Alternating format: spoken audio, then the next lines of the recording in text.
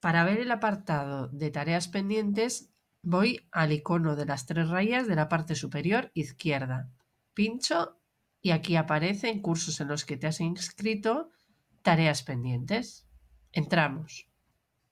Aquí hay 3 subapartados.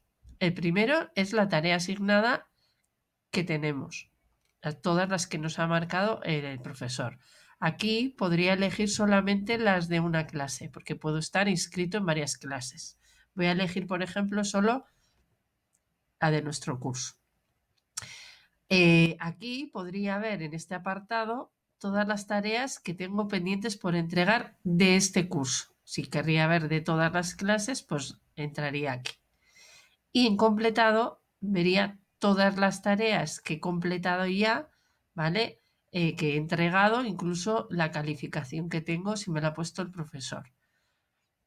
Para volver a la clase actual tendríamos que volver a pinchar en las 3 rayas y pinchar en el título de nuestra clase, que es esta. Y ya volveríamos a la clase.